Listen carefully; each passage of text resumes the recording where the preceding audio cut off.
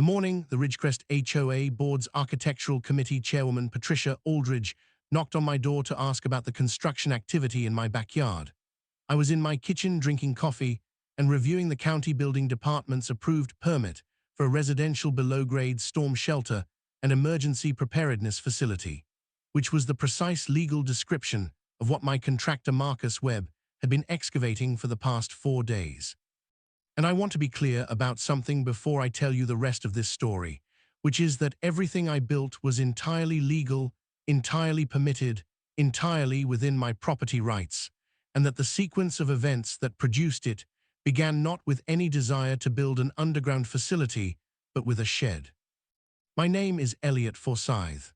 I am 49 years old, a retired federal emergency management consultant with 22 years of experience in disaster preparedness, critical infrastructure resilience, and emergency facility design, and I have lived in the Ridgecrest HOA development in Central Tennessee for 5 years.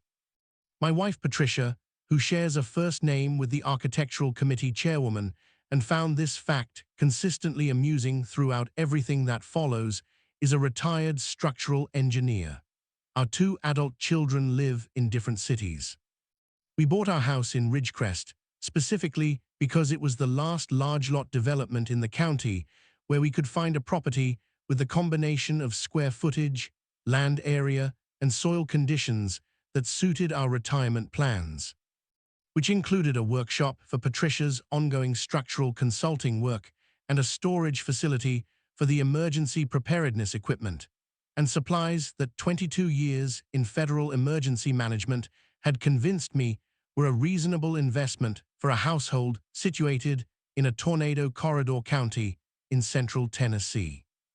The shed application went to the HOA Architectural Committee in month 3 of our residence. It was a thorough application. Patricia had drawn the plans herself to professional engineering standard, specifying a 16 by 24-foot accessory structure with a concrete foundation, metal framing, standing seam metal roof, board and batten exterior siding in a color that matched our house, and a single 8-foot roll-up door on the northern elevation. The application included a site plan showing the shed positioned at the rear of our lot 50 feet from the rear property line and 30 feet from the side property line, well within the HOA's setback requirements for accessory structures. It included a materials list, a color sample, and a written description of the structure's intended use as a workshop and storage facility. The Architectural Committee denied it in 14 days. The denial letter cited 3 reasons. First, the proposed structure exceeded the maximum permitted footprint for accessory structures, which the CC&RS set at 250 square feet. Our proposed structure was 384 square feet. Second, the metal exterior siding was not on the approved materials list, which specified wood, vinyl, or masonry. Third, the roll-up door was not on the approved design elements list. I read the denial letter carefully. Then I read the relevant CC&R sections carefully. The maximum footprint of 250 square feet for accessory structures was clearly stated.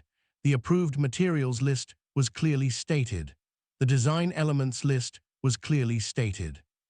I prepared a revised application, 248 square feet, just under the maximum, wood exterior siding in the approved color, a standard hinged door. I submitted it the following month. The committee denied it in 10 days. The second denial letter cited 2 reasons. First, the proposed structure's roofline exceeded the maximum permitted height for accessory structures, which the CC&RS set at 12 feet at the peak. Our proposed structure was 14 feet at the peak. Second, the concrete foundation was inconsistent with the committee's preference for on-grade construction for accessory structures, though the CC&RS did not specify foundation type. I read the second denial carefully. The height issue was straightforward. I had made an error in the revised design and had not checked the peak height against the CC&R limit. The foundation objection was not clearly supported by the CC&R text, which I read 3 times and could not find any provision restricting foundation type for accessory structures.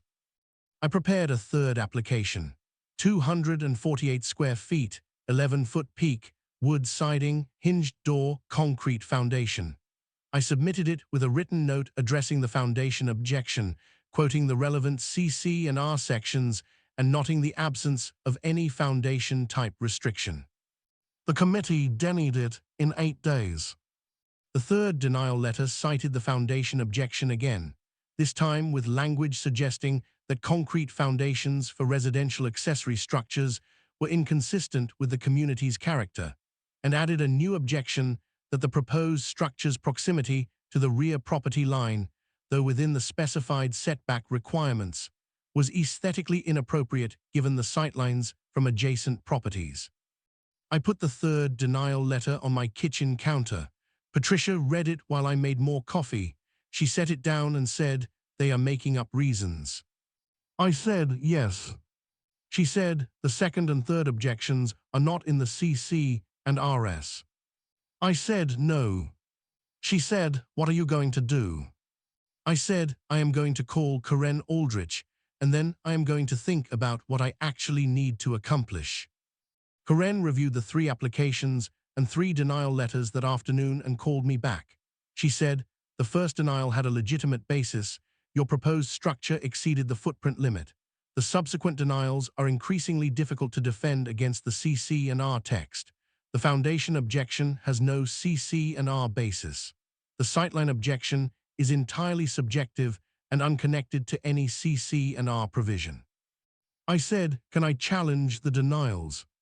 She said, "You can challenge them through the HOA's internal appeal process and then through litigation if the appeals fail. The timeline would be 6 to 12 months at minimum." I said, "During which I cannot build anything." She said, "During which you cannot build what they have denied. You can build anything the CC and RS permit and the county permits."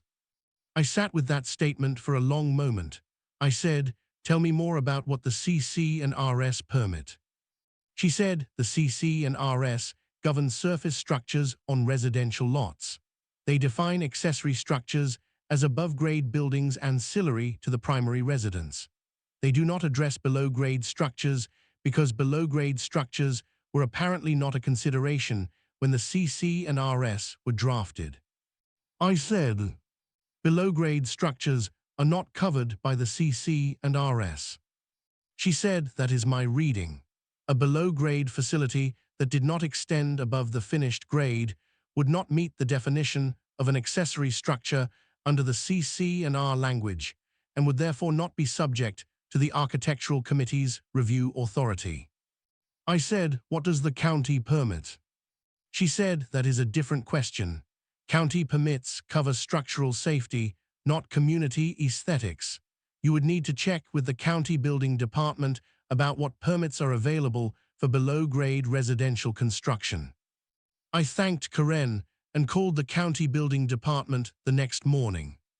The county permitted residential below-grade construction under 2 categories.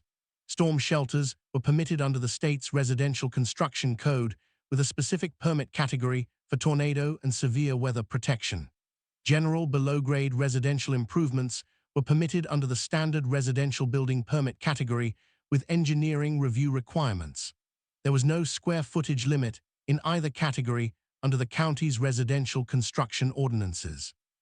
I called Patricia into my workshop that afternoon. I said, "Tell me what you would need to design a below-grade facility that maximized the space available within our lot's buildable area." She looked at me for a moment. She said, "What are we building?" I said, "An emergency preparedness facility, below grade, county permitted, outside the CC and RS scope." She said, "How big?" I said, "How big can we make it?" She spent 2 weeks on the design. The site conditions were favorable. Our lot had well-draining sandy loam soil to a depth of 18 feet, minimal rock, and a water table that her soil assessment placed at 22 feet below grade. The buildable area within our lot's setbacks was substantial.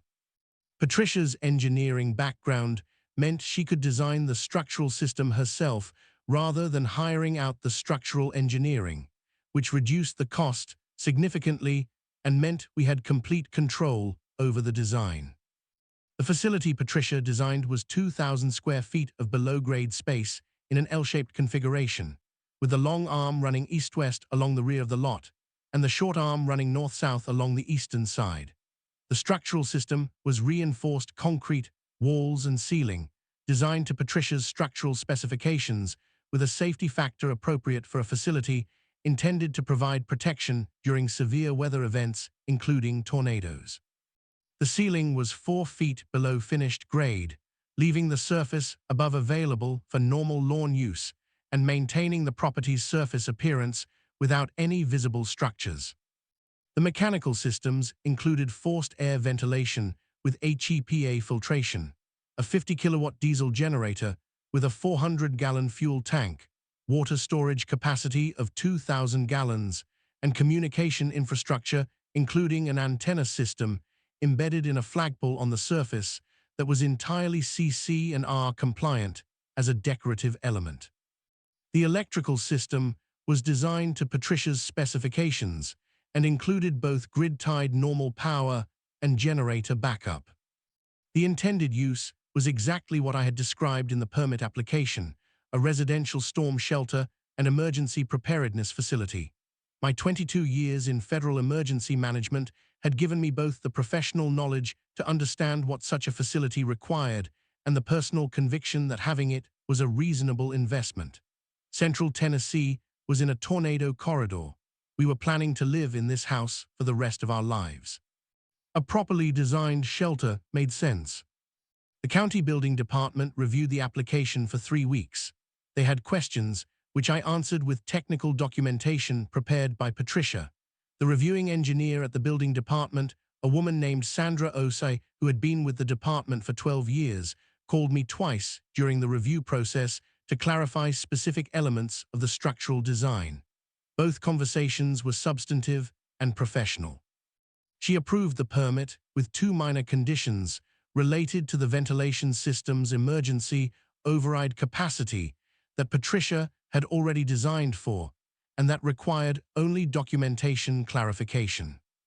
The permit was approved. I filed it in my documentation folder alongside the 3 shed denial letters. Marcus Webb, my contractor, broke ground on a Monday morning. The excavation alone took 4 days because of the volume. Patricia supervised the structural work personally. I was on site every day. The construction took 11 weeks. Patricia Aldridge from the Architectural Committee knocked on my door on day 4 of excavation, which was the day I described at the beginning of this account. She said, "I am concerned about the construction activity in your backyard." I said, "I have a county-approved permit for a below-grade residential storm shelter and emergency preparedness facility.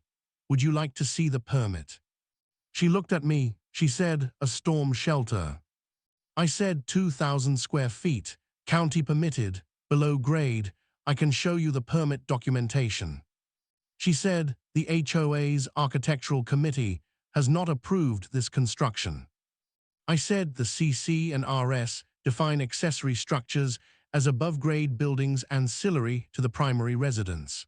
This facility is below grade and does not meet that definition. It is therefore outside the Architectural Committee's review authority." She said, "I need to consult with the board's attorney." I said, "That seems appropriate. I have a copy of the permit and the relevant CC and R sections available if the attorney would like to review them." She left without taking the permit copy I had offered. She called Karen the following week, and Karen described the call as brief and technically decisive, meaning the board's attorney had read the CC and R language on accessory structures and agreed that below-grade construction was outside the committee's scope.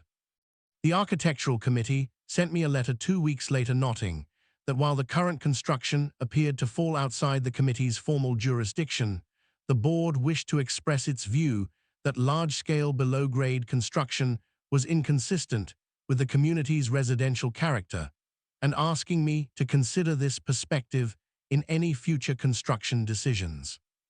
I filed the letter in the documentation folder. The facility was completed in November. Final inspection passed on the first submission. Patricia and I spent 2 weekends installing the equipment and supplies, organizing the storage areas, and testing all systems. The generator ran correctly. The ventilation system ran correctly. The water storage system ran correctly. The communication infrastructure worked. From the surface, the backyard showed nothing unusual. The grass above the facility had been reseeded after the construction and was establishing. The surface drainage that Patricia had incorporated into the site grading was directing water appropriately. The flagpole stood where it had been positioned, a standard residential flagpole flying an American flag that was entirely consistent with community standards. Howard Park, the retired architect who appeared in most of these accounts, observing other people's construction with professional appreciation, did not exist in my neighborhood, but his equivalent did. A retired civil engineer named Bernard Holt, who lived 2 lots over, and who had been watching the excavation with the interest of someone who understood what large-scale below-grade construction involved and wanted to see how it was being done. Bernard came over the week after completion. He said, "Patricia did the structural design." I said her specifications, her engineering judgment on the wall and ceiling thickness. He said, "What is the load rating on the ceiling?" I said Patricia designed it for a direct tornado strike over pressure plus a vehicle impact loading, which is the FEMA guideline for residential safe room construction. The actual loads are well above the standard residential construction requirement. He said 2,000 square feet. I said L-shaped. The long arm is the primary storage and living area. The short arm is the mechanical and communication systems. He said the flagpole is the antenna. I said the antenna system is embedded in the flagpole structure. The flag is standard residential, CC and R compliant. He said the shed permit was denied 3 times. I said for reasons that were not consistently supported by the CC and R text. He said, "So you built this?" I said I built what I needed and what I was permitted to build. He looked at the surface of the backyard, the reseeded grass, the flagpole, the ordinary appearance of a residential rear yard. He said, "It is invisible." I said that was the design intent for the surface. Below grade, it is thoroughly equipped. He said, "Patricia Aldridge came to your door on day 4. I said, "Yes." He said, "How did she look when you said 2,000 square feet?" I said, "She looked like someone reassessing a decision sequence." He said, "The 3 shed denials." I said, "I believe she may have made a connection, yes." He said, "Did you intend this from the beginning?" I said I intended to have a storage and workshop facility. When the shed permits were denied on grounds that were not consistently supported by the CC and RS, I identified a legal alternative that served my actual needs and that the CC and RS did not address. The facility serves the needs the shed would have served and considerably more. He said the shed would have been 384 square feet. I said the facility is 2,000 square feet. He said you built 5 times the space because they denied the shed. I said I built what I needed and what I was permitted to build. He looked at me. He said, "You are a very specific kind of person, Elliot." I said I spent 22 years in federal emergency management. I understand what permitted facilities look like, and I understand what people need, and I understand the difference between a rule that serves a legitimate community purpose and a denial that serves no purpose except inconvenience. He said the CC and RS did not cover below-grade construction. I said no, they did not.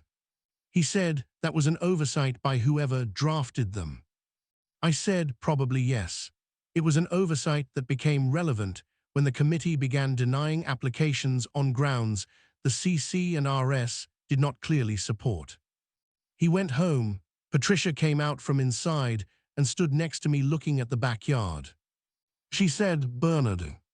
I said he assessed the construction. He asked about the load rating. She said, "What did you tell him?" I said, "FEMA guideline for residential safe room construction plus vehicle impact." She said he understood what that meant. I said he is a civil engineer. She said, what is Patricia Aldridge going to do? I said I expect the Architectural Committee will amend the CC and RS to address below-grade construction at the next opportunity. I also expect my 3 shed applications will be reviewed differently if I submit a 4th, given that the alternative I have demonstrated is considerably larger than the shed. She said, you are not going to submit a 4th shed application. I said no, I have the storage and workshop space I need. She said, in a 2,000 square foot reinforced concrete facility below our backyard. I said, in a properly permitted, structurally sound, fully equipped facility that will still be standing and functional when this neighborhood no longer exists. She said, that is a specific claim. I said, reinforced concrete designed to Patricia Forsyth's structural specifications has a very long service life. She said, I appreciate the confidence. I said, I appreciate the engineering. She went back inside. I stood in the backyard looking at the ordinary surface of an extraordinary facility and felt the quiet satisfaction of someone who has solved a problem correctly and completely and in a way that serves both the immediate need and the long-term purpose. The shed would have stored equipment and provided workshop space.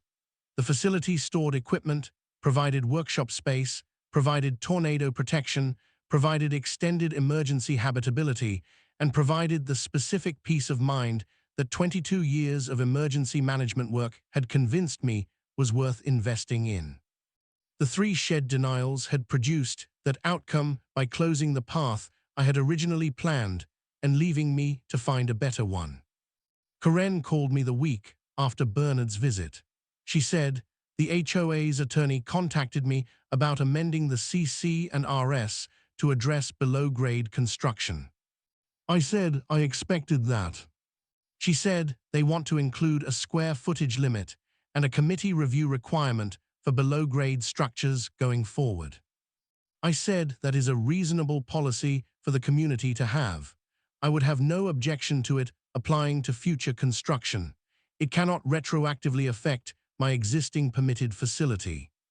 She said they understand that. They are not proposing retroactive application.